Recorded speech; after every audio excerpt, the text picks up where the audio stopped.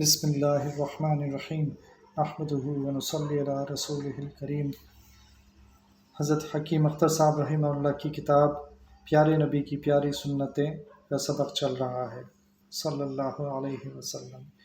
یاد رہے کہ اس کتاب کا مقصد اللہ سبحانہ و تعالیٰ کی محبت کا حصول ہے، اور خود اللہ سبحانہ و تعالیٰ نے قرآن شریف میں سورہ آل عمران کی آیت نمبر 31 میں رسول اللہ صلی اللہ علیہ وسلم کو خطاب کر کے فرمایا کہ آپ ان سے کہہ دیجئے، یعنی اپنے صحابہ سے کہہ دیجئے کہ اگر تم اللہ سے محبت کرتے ہو تو میری پیروی کرو تو اللہ تعالیٰ تم سے محبت کریں گے۔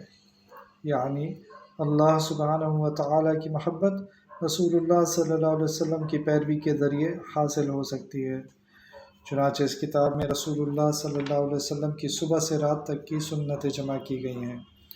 اگر ہم ان سنتوں پر عمل کریں گے تو انشاءاللہ اللہ سبحانہ و تعالیٰ کی محبت، ان کی قربت ہمیں حاصل ہو جائے گی۔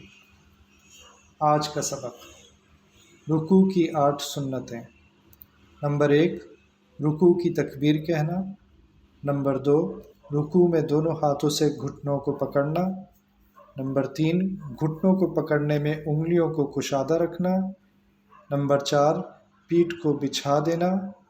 نمبر 5، پنڈلیوں کو سیدھا رکھنا۔ نمبر 6، سر اور سرین کو برابر رکھنا۔